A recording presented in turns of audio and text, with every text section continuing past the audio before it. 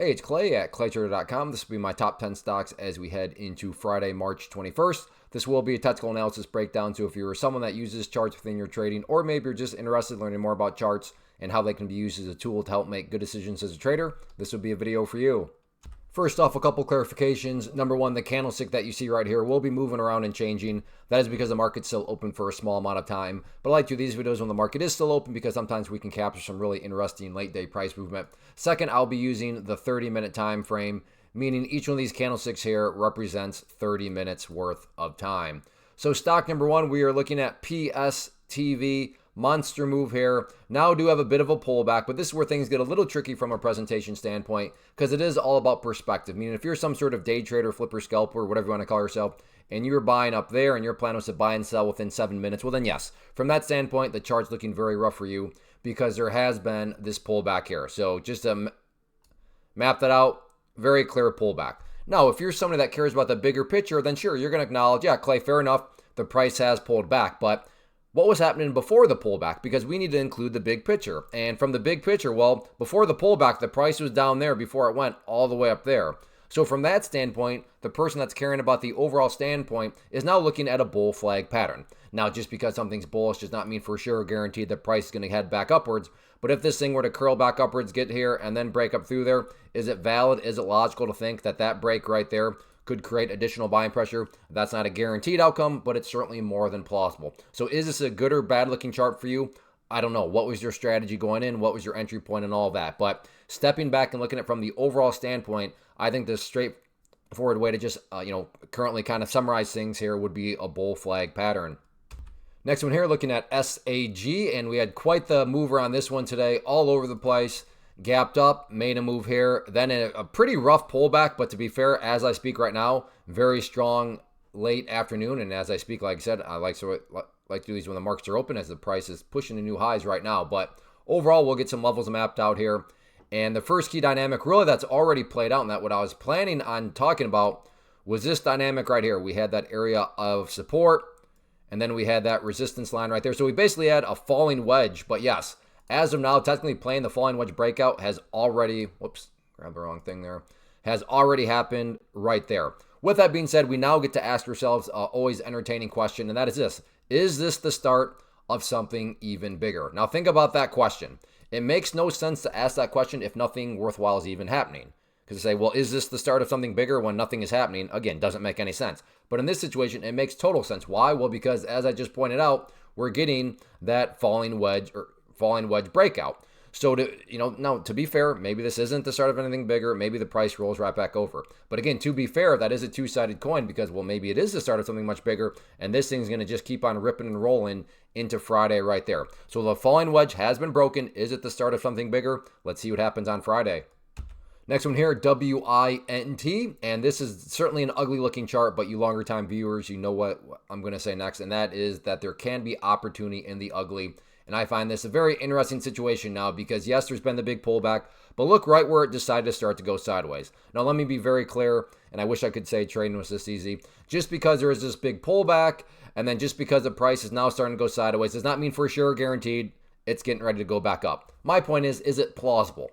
Yes, it is. Case in point, let's just say the price was still dropping, and then I'm sitting here saying, hey, it's looking like it could go back up. It's the bottom. You'd be totally justified to say, wait, what are you talking about? Based on what? The price is literally still going down. But that's not the case here. It has at least started to go sideways. So again, guaranteed bottom, no, but at least it becomes more of a credible situation, especially then when you factor in the price and the sideways action is occurring right at that purple line there, which on my chart denotes the very famous 50-period moving average. Again, guarantees nothing, but does add a little bit more evidence as to why it could be a credible outcome. Now, if there is going to be any sort of turnaround and movement back upwards, the price is going to have to deal with that pink line right there, which is a 200-period moving average, currently acting as resistance right there. But yeah, if you like these situations where things are looking pretty rough, but it looks as though maybe it is starting to bottom out and maybe, just maybe, this thing is going to show some signs of life, then certainly keep an eye on it.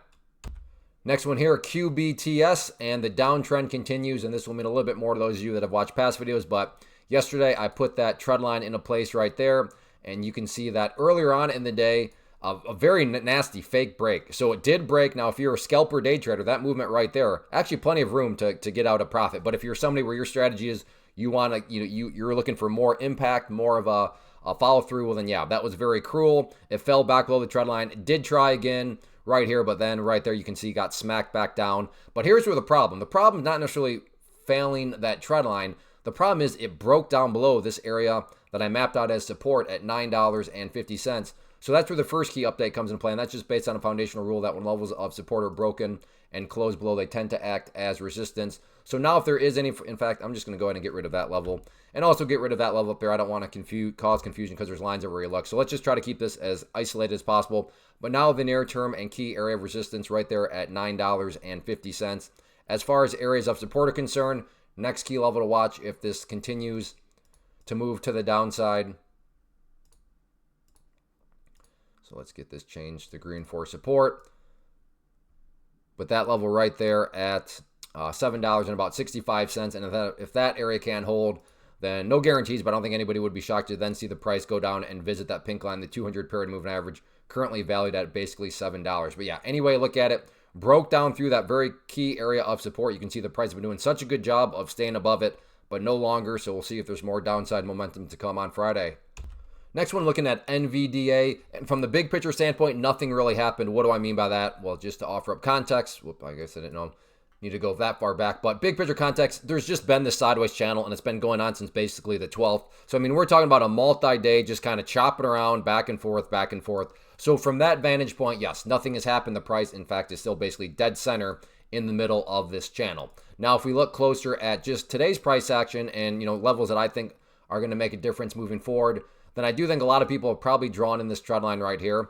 And I make the comment about a lot of people, because when a lot of people are watching the same levels and wondering the same thing, call it a self-fulfilling prophecy, call it whatever you want, it can produce some very dynamic movement. So no guarantees, but in my opinion at least, more than valid to think that if the price can come up to that trend line and then break through it, especially if it's a high volume break, then I could see that break right there, giving it a good chance to at least go up there and do battle with this secondary area of resistance right now valued at basically 121.90. But before you, in my opinion, at least before you put really too much emphasis on 121.90, price first needs to prove itself on the resistance side of things by breaking above that trend line right there.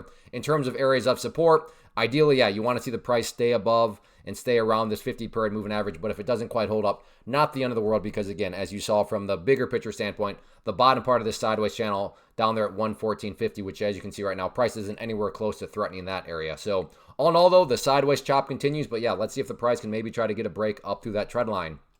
Real quick, want to take a break and personally invite you to get signed up for this free live online webinar that I'm offering. So if you're interested in learning more about the tools I'm using, how I build consistency and manage risk, then get signed up for the free live class. If you're watching on YouTube, there's a link down below in the description area, or if you're watching right at my website, there's an area on the webpage. Now, one special note, it is happening tonight. It's a live, genuine live event. So if you already have something on your schedule, or maybe you're watching this Friday and you totally missed it, go ahead and send me an email to Clay, C-L-A-Y, at claytrader.com, and I'd be happy to send you a link to the replay so you can watch it at your earliest convenience. But if you can make it live, then definitely get signed up, and I'll see you here in just a few hours. Next one here, looking at TSLA Tesla, and all in all, kind of just chopping, hanging in there, trying to maintain its progress. And now that we have more data, this line here is sort of become kind of just irrelevant. It's not really standing for anything. But like I said, now that we have more data, I would say that the more important area and more relevant area of support now, right down there at the $230 mark, which does make sense now that you look back at the data. You can see that was a former area of resistance. And then just basic technical analysis, when levels of resistance are broken, you want to see them act as support. And that's exactly what it did both there and there. So moving forward, that 230 mark, very, very important. And the reason why I would say it's a extremely important level is if the price were to go down there and then break down through there, what would that be doing to the price? That would quite literally all of a sudden be putting the price right back inside of this range where it already was. And not to insult anybody's intelligence, but price movements that make really nice moves and then go back to where they were, not exactly a sign of genuine strength. I'm not saying that's what's going to occur, but that is why, in my opinion, that $230, very important from a support side of things. In terms of areas of resistance, yes, we have the overarching area up here, but in more of the near term, we have this trend line right there. Make it a little skinnier and make it dotted to help it stand out more. So keep an eye on that in the near term. But yes, definitely from the overarching standpoint, it's still all about that level up there. But yeah, Tesla, it's doing its best to hang on. It's doing its best not to go back to where it was. So we'll see how it can close out the week. Next one here, PLTR. And PLTR, it made an attempt today. It tried, and it tried at this area that I've talked about in past videos right there at 88.50.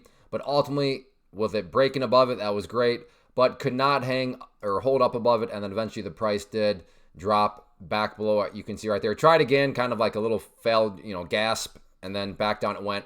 But with all that being said, the good news is it's not like the price when it fell dropped all the way down here or anything like that. It's still well within striking distance. So while that still doesn't guarantee that the price is going to push back above 88.50, I'm just saying I don't think that's too much of a stretch to think that that could happen on Friday, given, again, the price needs to only travel a small distance before it can start to do battle with it again. Whereas if the price was down here, the price would need to travel that big distance before it could even do battle. So, again, not guaranteed to happen, but I would say more than within the realm of reason to think that the price could do battle once more with 88.50. So at this point, it's not necessarily a problem of breaking above it, because right here it broke above it.